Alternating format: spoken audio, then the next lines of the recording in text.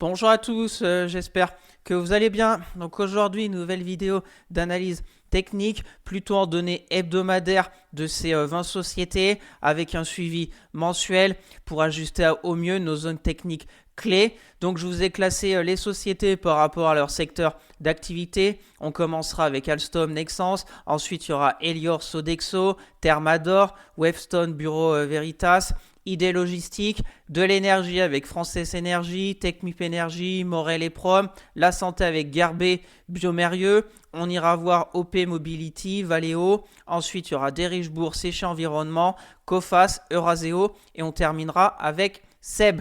Donc n'hésitez pas à vous abonner à la chaîne, à partager la vidéo, à me lâcher un maximum de likes, ça me ferait très plaisir. Si vous avez des questions, des remarques ou si vous voulez un avis sur une société en particulier, mettez-moi tout ça en commentaire, je serai ravi d'échanger avec vous. Je vous rappelle mon Twitter où je fais le suivi de mes analyses techniques, de mes trades court terme, etc.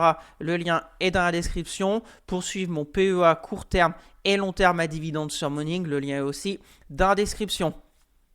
Bien sûr, je ne suis pas un conseiller financier. Mon avis dans cette vidéo ne représente pas un conseil d'investissement. Elle est juste réalisée à but pédagogique. Chaque investisseur doit avoir sa propre stratégie. Investir en bourse représente un risque. Vous êtes le seul responsable de vos achats et ventes d'actions.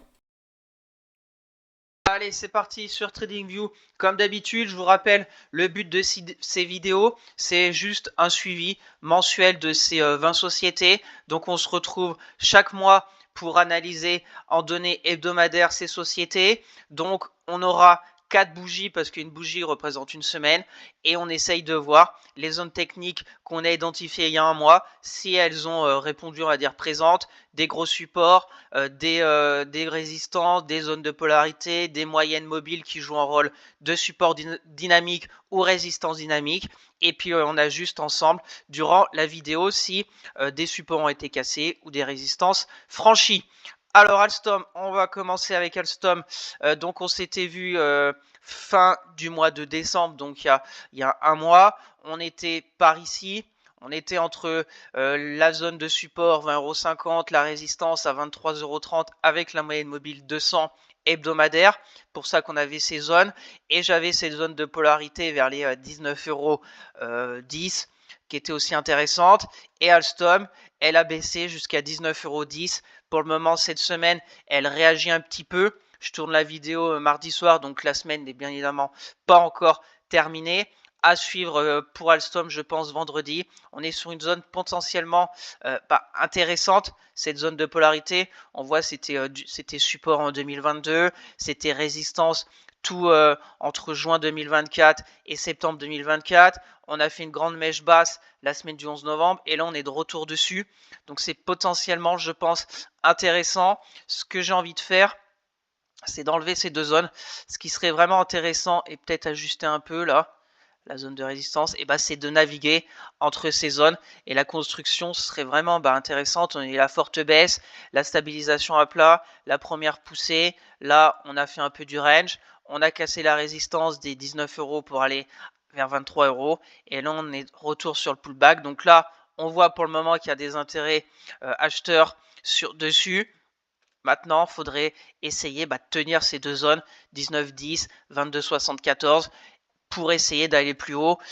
Ça serait vraiment intéressant. Après, voilà, une stratégie toute simple. C'est si la bougie, on va dire, de cette semaine se termine un peu comme elle est en ce moment, c'est un stop sous les plus bas de cette semaine. Et puis on essaye d'aller chercher le haut de cette résistance. Ça nous fait un bon risque-récompense de plus de 2. Et puis après, il y aura plein de possibilités d'aller chercher plus haut si on casse cette résistance. A contrario, si on casse le support, la prochaine zone de support sera vers les en dessous des 16 €, qui serait quand même un mauvais signe sur Alstom.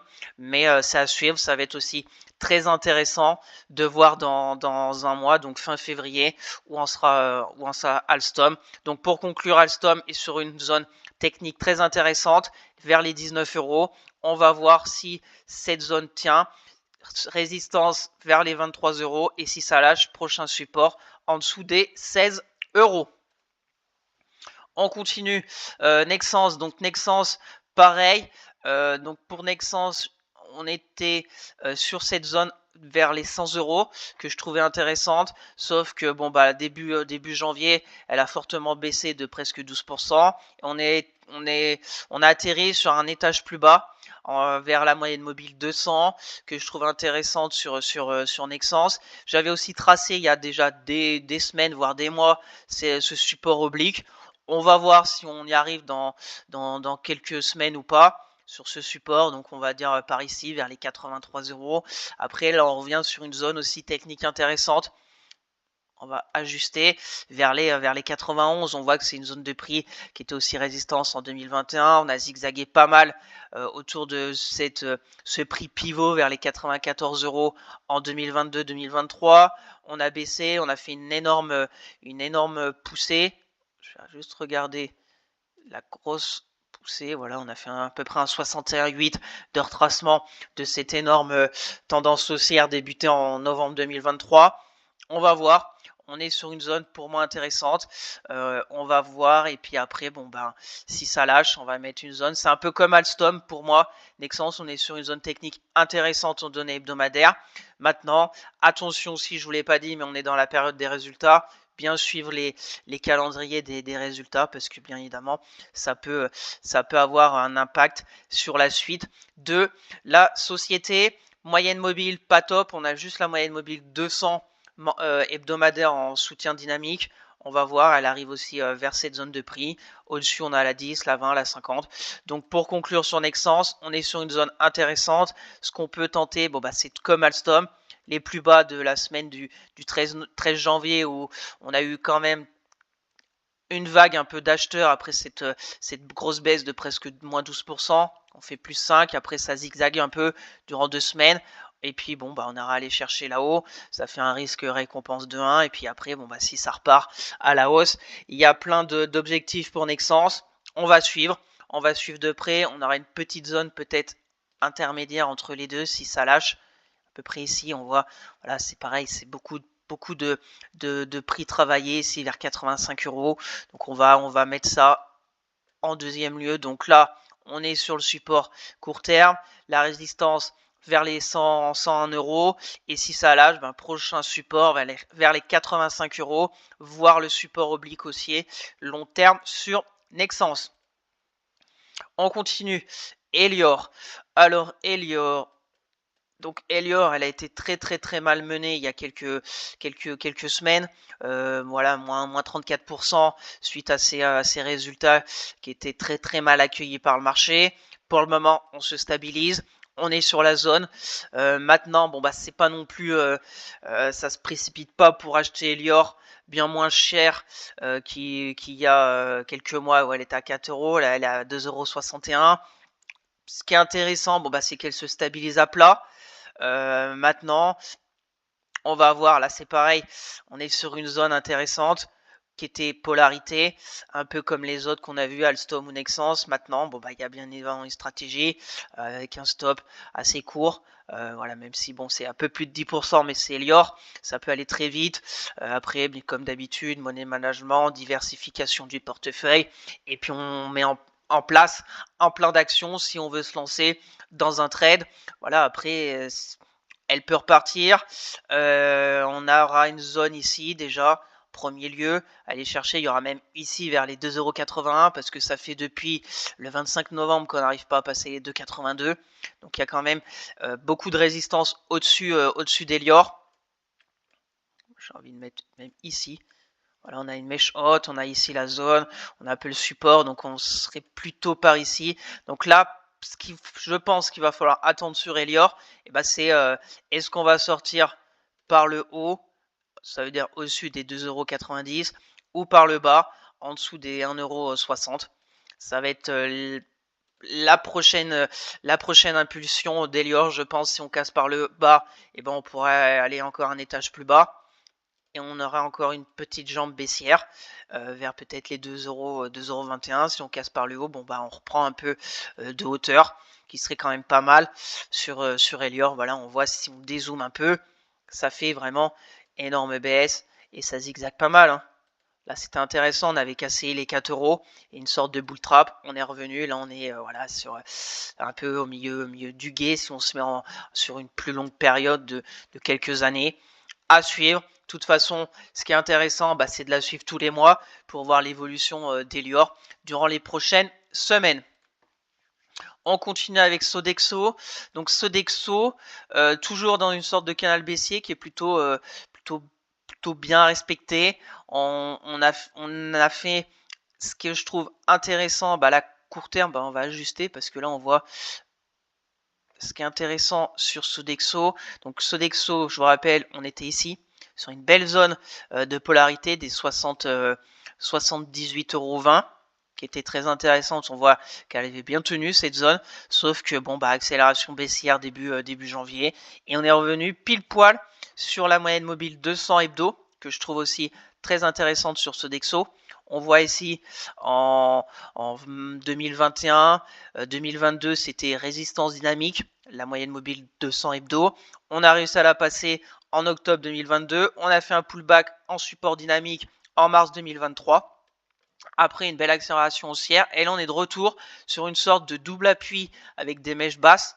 Du 23 septembre, on voit qu'on est presque au centime près. Et puis là, on essaye depuis 2 semaines de repartir. Sauf que maintenant, on est bloqué sur maintenant l'ancienne zone de support qui avait joué son rôle en octobre 2024 qui devient résistance, soit les 72,50 € et le support des 67,50. Donc pour Sodexo, c'est un peu comme Elior. On va voir, on va juste mettre ces deux zones techniques clés à surveiller. Résistance 72,55, support 67,50, et pour le moment on est pile poil au milieu. Donc on va voir durant les prochaines semaines par où Sodexo va sortir. On voit aussi que les moyennes mobiles sont toutes baissières, sauf la 200 hebdo qui nous reste en support dynamique. Donc affaire à suivre. On continue avec Thermador. Donc Thermador, elle va peut-être revenir. Une zone que j'aimerais qu'elle revienne pour voir ce qui se passe, c'est vers les 64 €. Parce qu'à chaque fois que Thermador revient, elle fait chaque fois des belles impulsions. Là, on avait vu en 2021 une énorme chute, énorme hausse, énorme chute, belle hausse. On n'avait pas retourné à 100 €, mais c'était une belle hausse. Et là, on est en train de faire à peu près la même chose. Donc, ce que j'attends sur sur Thermador, c'est revenir peut-être à 64 et voir ce qui s'y passe. Parce que 64 € sur Thermador, c'est vraiment une zone technique extrêmement importante. Support 2022, support octobre 2023, résistance en 2018. On avait bien franchi en 2020 et pullback dessus pour faire une énorme impulsion haussière. Donc, on va voir, techniquement, c'est baissier, moyenne mobile, on est au-dessus de la 10, mais elles sont toutes baissières, c'est pas top. Pour le moment, la zone des 68,40 qu'on avait identifiée il y a un mois, elle tient, même si cette bougie, on enfonce un peu début janvier, mais on se rattrape. Les derniers plus haut, on va dire, dans la baisse en hebdomadaire, c'est à peu près ici à 76. Donc c'est pour moi les trois zones à surveiller. Résistance vers les 75,40 €. On a même ici une petite, mais ça serait plutôt pour une analyse en daily. Parce que là, on voit, même cette semaine, on voit bien la mèche haute sur la bougie qui nous donne le signal vraiment de poursuite de la baisse avec une bougie hebdo de moins 5%. On est une mèche haute pile cette semaine. Mais voilà, c'est plutôt pour une analyse plutôt court terme.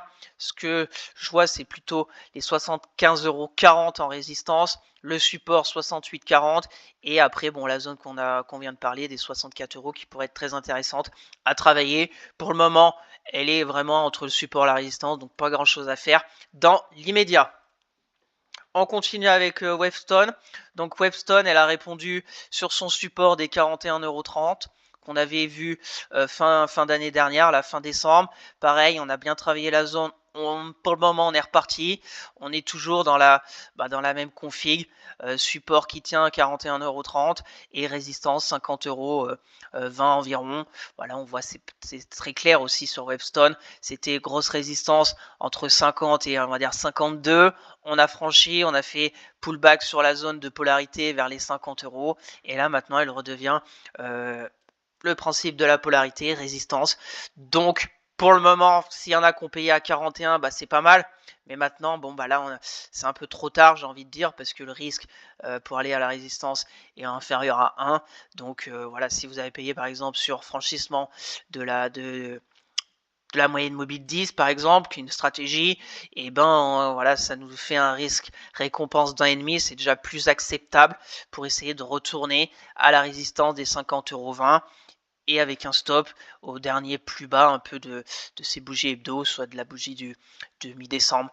Mais là, c'est parti, on va voir.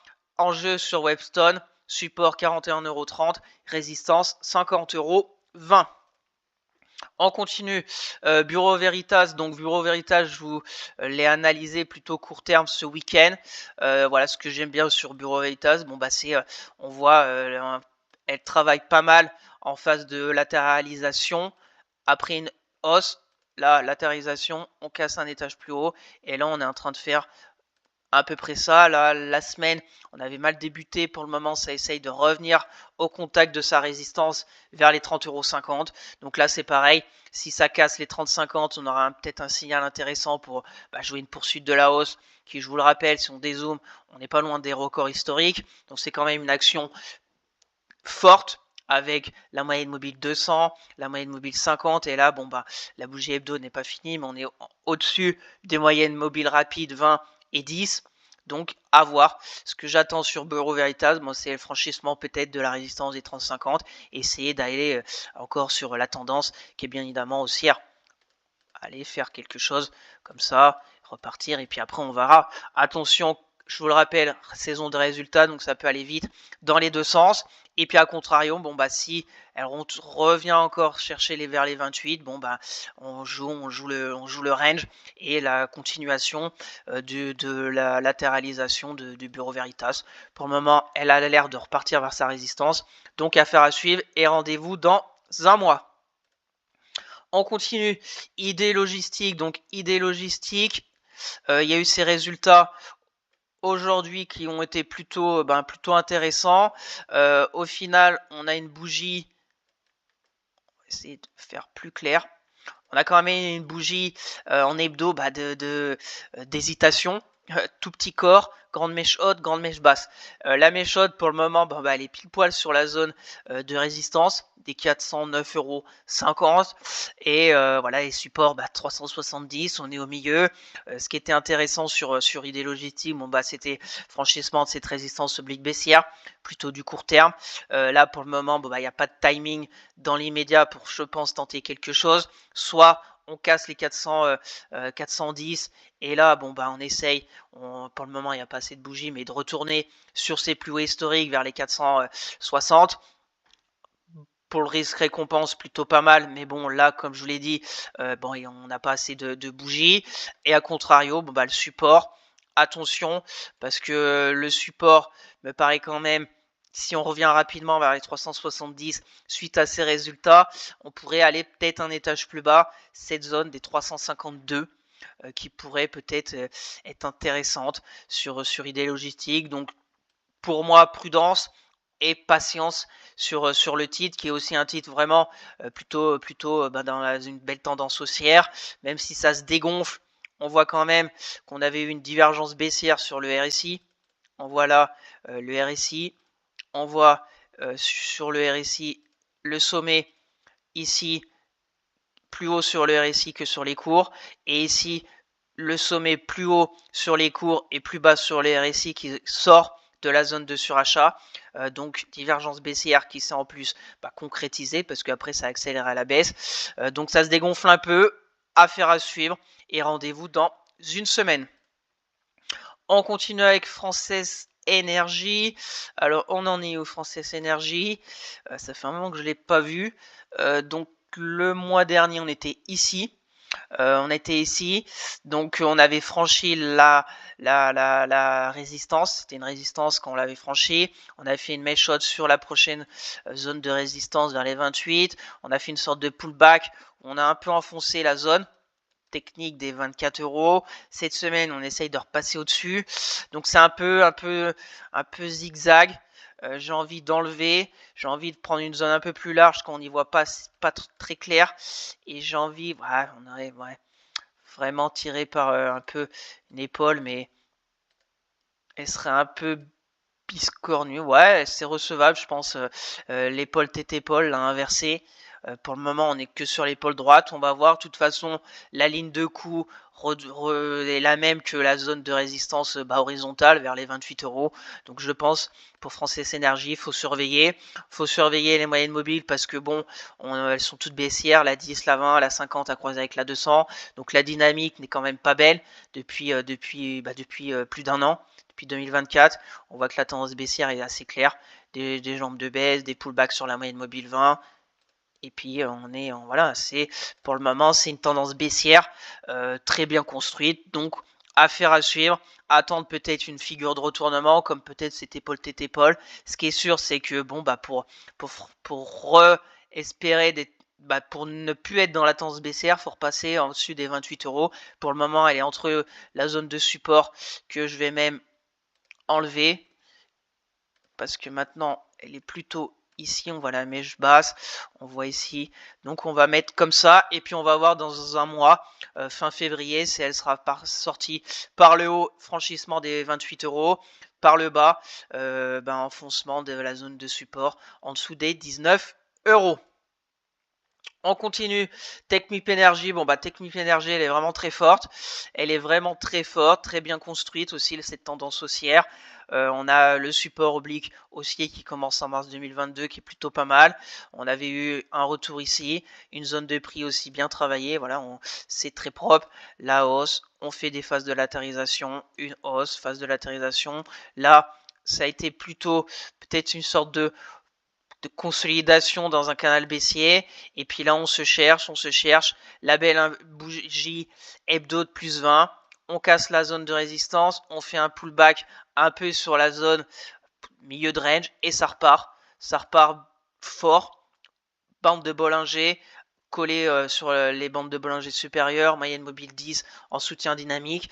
Donc maintenant, sur ce technique, toujours ici, on a maintenant une autre zone qui se dégage, c'est par ici. On voit, même si c'est plutôt aussi pour du court terme, mais on peut aussi travailler cette zone vers les 26 euros. C'est assez clair. Résistance ici avec ces deux méchottes. On va chercher du soutien un peu plus bas. Là, on bloque une semaine, on bloque 2 semaines, 3 semaines. Là, on casse la résistance. On va plus haut. Pullback sur aussi cette zone. C'est assez clair techniquement. Technip Energy, cette zone de prix vers les 26. On a une fois, 2 fois, 3 fois, 4 fois, 5 fois on casse, 6 fois on revient vers cette zone de prix. Donc c'est une zone de prix qui est recherchée. Donc pour du court terme, peut-être que je vais la suivre. Et si on a encore un pullback vers les 26, il y aurait peut-être une chose à faire pour une poursuite encore de la hausse. Après, là, pour le moment, on ne sait pas. On est plutôt sur aussi pas loin des records. Il y a encore du potentiel au niveau du RSI. Donc peut-être à suivre de près. Peut-être que je vous en reparlerai ce week-end. Je vais la mettre de côté. Hop, pour la regarder un peu de plus près. Et on se donne rendez-vous dans un mois pour voir si on aura fait des plus hauts. On aura peut-être une autre zone de pullback. Pour le moment, la zone de pullback, on va dire dans l'immédiat, c'est vers les 26 euros. Allez, on continue avec Morel et Prom. Donc Morel et Prom, une sacrée accélération depuis quelques semaines. Voilà, ça fait depuis un moment que cette zone des 4,71 est intéressante. Elle est revenue. On voit 4,71, on repart. Là, on a travaillé, on a cassé la zone de résistance des 5,35. Accélération haussière, on est revenu presque sur les plus hauts. Là, c'est en train de consolider, mais une consolidation bien légitime. On peut par exemple mettre les retracements de Fibo ici. Donc pour moi, sur Morel et Prom, les zones à surveiller, c'est dans un premier temps cette zone vers les 5 vers les, on va dire 6 euros, un peu en dessous des 6 euros. Pour le moment, si on y revient, on va voir ce qui se passe. C'est une zone de prix travaillé. Il y aura aussi peut-être la moyenne mobile 10 qui peut être intéressante. On va juste ajuster un peu ça. Pour être un peu plus clair, on va mettre ici. Voilà, donc pour Morel et Prom, belle tendance, belle impulsion haussière. Maintenant, si on dézoome, c'est vraiment du range. On va voir si elle peut très bien encore retourner à 4,71 et repartir après. Bien évidemment, Morel et Prom, pétrolière très liée avec le baril de pétrole, donc à surveiller. Pour moi, la résistance 6,70. Premier support, et ben si on a encore un flux d'acheteurs, bon, bah, vers en dessous des 6 euros, là 5,89. Curieux de voir dans un mois où elle en sera. Et puis après, bon, bah, si ça lâche, on pourrait revenir à 5,33, voire en dessous. On verra dans un mois les zones. Si vraiment il y a une vraie chute du pétrole, bon bah bien évidemment Morel et Prom va souffrir. Attention, je ne sais pas s'il y a des ah non, il y a eu les résultats, je crois. Non, je crois que c'est cette semaine, je crois que c'est vendredi les résultats de Morel et Prom. Donc on va bien voir ce que ça va donner. Dans l'immédiat, là, 6,10 €, on voit bon, bah, que la bougie est pas très belle, on est milieu de semaine, on va voir. J'aimerais qu'elle revienne un peu plus bas avec un retracement de Fibo, voilà, peut-être de 38,2 vers les 50 pour redonner une dynamique de ceux qui ont peut-être loupé le train, qui voudraient se positionner sur une pétrolière. Donc, affaire à suivre. On continue avec Gerbet. Donc, Gerbet. Ce qui était pour moi inquiétant, c'était ce qui s'était passé la fin d'année. On était vraiment sur une belle zone vers les 26,70, qui était la moyenne mobile 200, qui était à plat, une zone de polarité sur des zooms, qui était support en 2020, 2020 support, on a cassé, pullback sur la résistance, accélération baissière, on s'est mis en phase de latéralisation, on a fait une accélération haussière, on a fait du range, on a cassé malheureusement par le bas, donc c'était plutôt une phase de distribution. Je vous rappelle, une phase de réaccumulation, c'est quand on a une accélération haussière, on a un range latéral, on casse par le haut, c'est plutôt une phase de réaccumulation. On passe vers le bas, phase de distribution, c'est ce qui s'est passé sur Gerbet. On a été un étage plus bas. Là, c'était pour moi un peu dangereuse. On a cassé par exemple cette bougie de hebdo du 9 décembre. Après, on s'est bien rattrapé fin d'année. Et là, on est de retour pile poil sur une zone qui est pour moi intéressante. Maintenant, le problème, c'est un peu ces bougies. On va voir. Le RSI très faiblard, ce qui est aussi plutôt intéressant. On est repassé au-dessus de la moyenne mobile 10, qui est plus baissière, mais plutôt à plat. Donc, on est sur une zone potentiellement intéressante.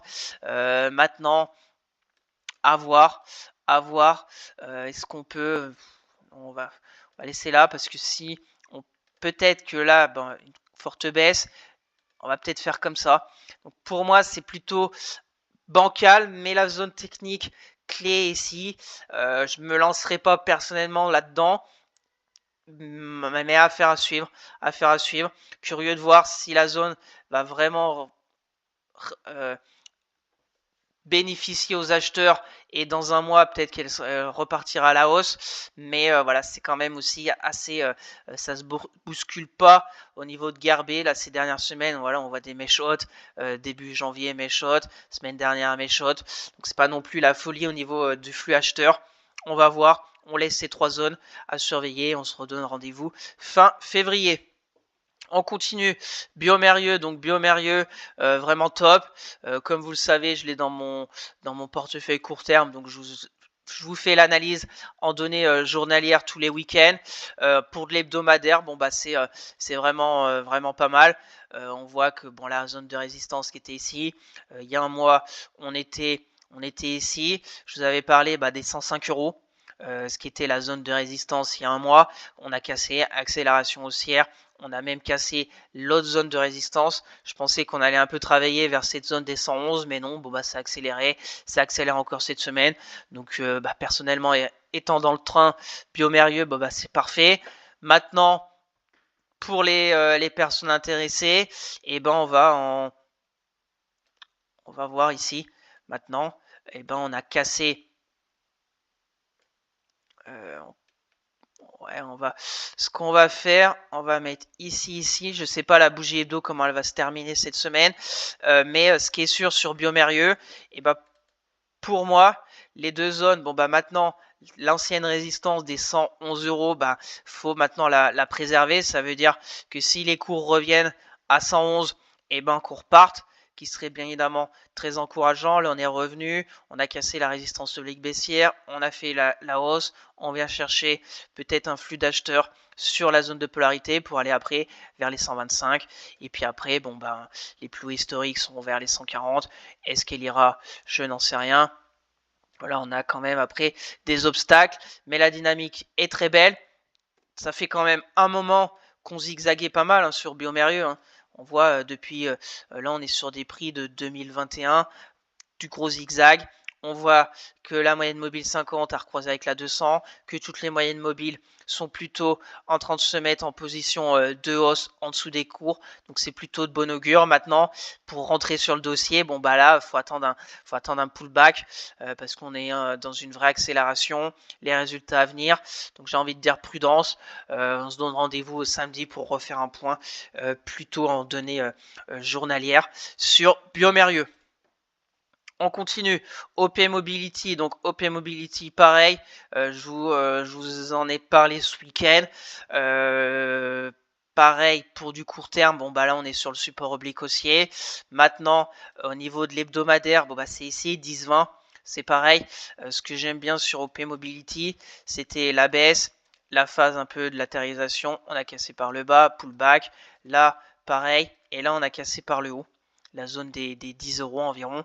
On a cassé, on a été vers les 11,20 et on est dans une sorte. Donc, pour l'hebdomadaire, il faut surtout tenir les 10,20 euros et pour repartir. Parce que si on revient dans cette grosse zone qui est entre juin 2024 et le franchissement, à peu près il y a 2 semaines, le 13 janvier, et ben ça serait quand même de mauvais augure de revenir. Après on irait peut-être à 9,21 qui est une zone de polarité, et puis après bon bah si ça lâche en dessous des 8 euros, pareil, résultat à venir.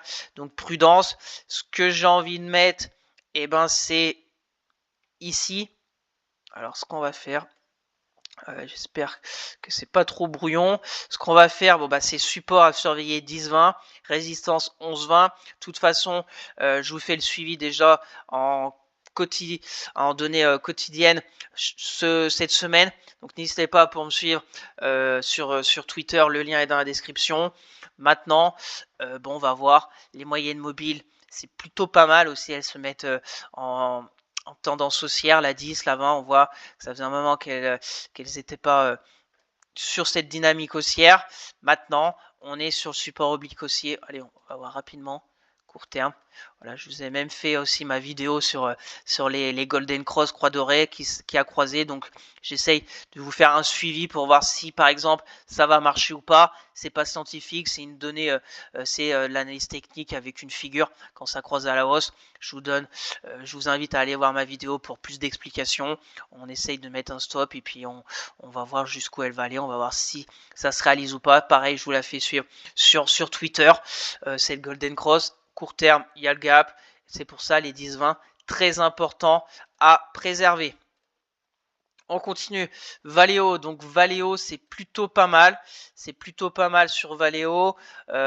Pareil, pour moi, cette bougie importante, les 9,30. Et j'ai envie même d'enlever ça. Parce que maintenant, pour invalider cette baisse, que la tendance baissière, je vous rappelle, c'est des pullbacks.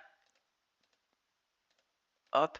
Donc le dernier sommet dans la baisse, c'était ici.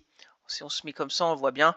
Ligne de clôture, c'était la semaine du 23 septembre. Donc pour plus être dans la tendance baissière, mais au moins repasser neutre, faut franchir cette zone ici du dernier sommet, soit environ 11 euros, on va dire 11,20 euros. Pour le moment, c'est plutôt pas mal sur Valeo. Maintenant, il faut franchir. Si on franchit, ça pourrait être intéressant de jouer le franchissement de résistance, peut-être une accélération haussière. J'ai une sorte de grande résistance oblique baissière qui commence en 2021. On voit qu'il passe par plusieurs points. Après, on aura la moyenne mobile 200 aussi. Pareil, attention à résultat à venir, mais on pourrait aller chercher des zones. Là, on aurait une zone intermédiaire sur Valeo. On va la mettre, on va voir à peu près ici une zone de prix aussi travaillée. Donc, voilà, comme scénario, ça fait à peu près un risque récompense de 2. Pour le moment, rien n'est fait parce que on n'a pas du tout encore franchi la résistance. On va voir. pour déjà cette semaine. Et on verra aussi dans un mois si elle aura franchi ou pas cette résistance. S'il se passe quelque chose de très intéressant, peut-être que je vous en parlerai aussi dans ma vidéo de ce week-end, ou même sur Twitter si je prends des positions, comme je vous partage à chaque fois. On continue des Richebourg. Donc des Richebourg, pareil, la config plutôt intéressante. Est-ce qu'on n'aurait pas une épaule, tête épaule, la épaule, ouais. La tête est trop. Je pense qu'elle est trop grande par rapport aux épaules. Ouais. De toute façon, c'est la même chose. De toute façon, des Richebourg, on voit très bien. C'est assez net. Toutes les méchotes sur la zone aussi de résistance qu'on avait identifié le mois dernier. On voit un méshot de la semaine du 16 décembre, 30 décembre, 6 janvier. Et là, cette semaine, on est en train aussi de faire une méshot vers les 5,46. Donc là, le scénario, c'est assez simple. Soit on passe avec force. Et là, bon, il y a peut-être sur les plus bas de cette semaine. Et puis après, on peut aller chercher la moyenne mobile 200. Après, on a des zones un peu intermédiaires. Après, il n'y a pas beaucoup de zones ici. Ouais. Si on veut. Assez. Après, la vraie zone qui serait intéressante, c'est ici. Hein. On voit ici la belle baisse. Il est revenu taper. Et là, on a vraiment accéléré à la baisse avec cette résistance oblique baissière. Là, ça a bien travaillé. Et puis là, si on casse, on pourrait aller là-haut. Je vais même enlever ça. On verra. Intéressant, je pense, de la suivre de près et surtout de voir si dans un mois elle aura franchi la résistance et elle sera de retour pour moi vers ce support un peu intermédiaire vers les 5 euros qu'il faut préserver.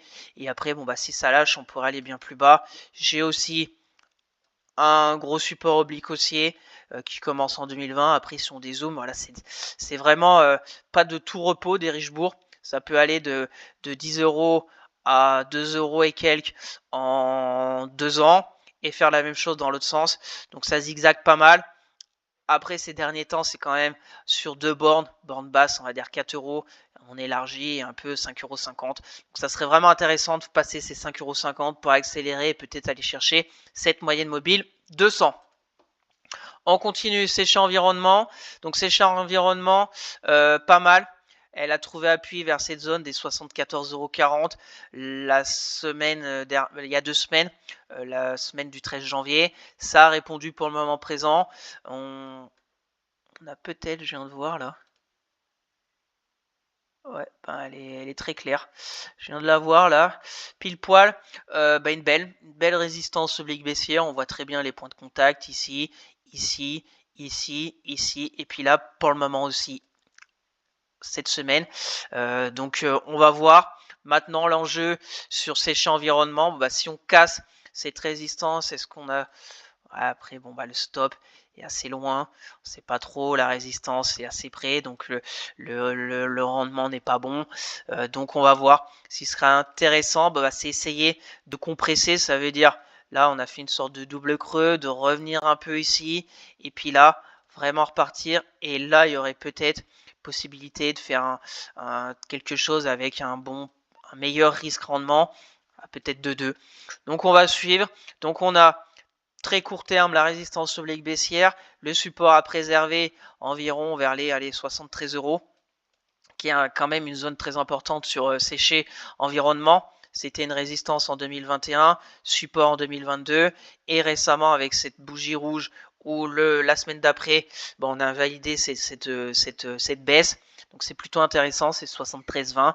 Maintenant, résistance oblique baissière, résistance vers les, on va dire 91, c'est le dernier sommet dans la baisse.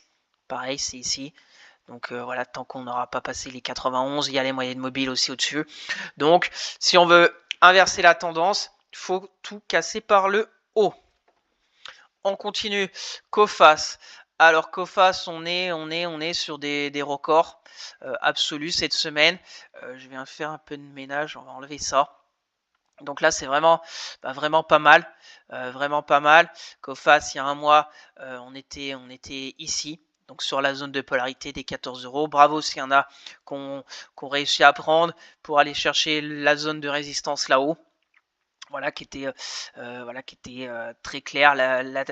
Techniquement, c'est assez propre. Résistance ici, on a cassé, on a fait un passage en dessous de cette zone de support, on est revenu, on a zigzagué, et là on essaye de franchir par le haut. Donc là c'est pareil, s'il y a vraiment un flux, une poursuite de la hausse, et ben on y va, on va chercher encore, on surfe sur la tendance. La tendance est bien évidemment toujours haussière. On voit, on a le support. Voilà, on peut faire ça. Revenir après là, j'en sais rien, ou peut-être plus bas. Hein. Après c'est à vous c'est à vous. Moi, je vous donne juste un peu les zones techniques clés à surveiller, les résistances, les supports. Après, ça marche pas à tous les coups, bien évidemment, et c'est à vous de faire votre choix, votre monnaie management, etc. Donc résistance en train d'être franchie. On voit si on se met en ligne de clôture. Donc là, Coface, je l'ai déjà mise dans ma watchlist à surveiller de près. On va voir. On va surveiller de très près dans les prochains jours. Au niveau de Coface, les résultats, le RSI, il y a encore de la marge. Donc c'est plutôt vraiment pas mal. On verra dans un mois si elle aura franchi cette résistance. Et puis si elle franchit, après ça sera notre zone de support pour une poursuite de la hausse. On continue avec Euraseo. Donc Euraseo, vraiment top. Vraiment top ce qui s'est passé. Je vais la mettre direct parce que là, passage de résistance. Pareil, Euraseo, on était dans une phase baissière. Ici, on est revenu chercher là. J'avais tracé une sorte de résistance, ça a cassé. Et là, on n'est plus sur la baisse parce qu'on a cassé le dernier sommet dans la baisse qui était ici à 75. On a cassé. Donc maintenant, on est plutôt neutre. Et si on regarde, on est plutôt... J'ai envie même de mettre ça comme ça. Si on se met en ligne de clôture, des fois, de se mettre en ligne de clôture, c'est un peu plus clair. Voilà, on voit maintenant. On est comme ça. Il faudrait repartir comme ça. Donc là, on est vraiment sur aussi, pareil, quelque chose peut-être à surveiller de très près. On a un beau gap ici, haussier. Donc des fois, les gaps haussiers, ça nous donne peut-être, voilà, par exemple, on dit ici le stop. La résistance assez claire aussi sur Euraseo vers les 88. Donc voilà, un risque récompense d'à peu près 2. Pareil, attention, les résultats vont bientôt arriver, donc prudence, mais techniquement c'est vraiment pas mal sur Euraseo, donc à surveiller ici. Est-ce qu'on met le gap? Ouais, non, on a une zone ici, là, intermédiaire, en plus qui est pile avec ce gap. Donc au final, on fait un beau gap pour repasser ici cette zone. Donc on va mettre comme ça. On se donne rendez-vous dans un mois pour voir si Euraseo continue son retournement de cette tendance baissière. Et on va finir avec Seb. Donc Seb, pareil, pour moi, elle a joué avec le feu début janvier parce que le support a été assez clair. On voit ici du début août, on voit ici en octobre et tout, support. La semaine du 6 janvier, on passe un peu en dessous. Le support est à 86, on fait une clôture à 84. Mais la semaine suivante, on invalide cette bougie rouge et on repart. Donc c'est plutôt pas mal. Là aussi, on a peut-être une sorte de... Ouais, elle est acceptable, cette oblique, cette résistance oblique. Donc de toute façon, c'est la résistance oblique plus la résistance horizontale est à 95. Donc pour Seb, et peut-être un mettre un peu plus bas, on va voir. Soit on casse, et là il y a peut-être un scénario pareil, une poursuite pour aller un étage plus haut, soit par ici, avec un risque récompense de presque 2. Pour le moment, c'est pas fait du tout. A contrario, si ça rebaisse, on surveillera vers les 85 euros support. Résultat aussi à venir, on est dans la période, donc prudence. La dynamique n'est pas top, les moyennes mobiles, on est passé au-dessus de la 10, mais après on a la 20 résistance, la 50 et la 200 qui sont baissières, juste le RSI qui vient de repasser au moins sur la neutralité des 50. Donc prudence sur Seb et on se donne rendez-vous dans un mois. Donc voilà ce tour d'horizon et l'ajustement des zones techniques clés de ces 20 sociétés en données hebdomadaires. Pour la suite, s'il y a des choses très intéressantes, je vous en parlerai les week-ends, plutôt en données journalières. Sur Twitter aussi s'il y a des configurations, donc n'hésitez pas pour suivre, le lien est dans la description. Sinon, on se donne rendez-vous fin février pour refaire un point technique en données hebdomadaires de ces 20 sociétés. Donc merci à tous d'avoir suivi cette vidéo. J'espère que ça vous plaît, ce suivi mensuel de ces 20 sociétés. Donc n'hésitez pas à vous abonner à la chaîne, à partager la vidéo, à me lâcher un maximum de likes, ça me ferait très plaisir. Si vous avez des questions, des remarques ou si vous voulez un avis sur une société en particulier, mettez-moi tout ça en commentaire, je serai ravi d'échanger avec vous. Je vous rappelle mon Twitter où je fais le suivi de mes analyses techniques de mes trades court terme, etc.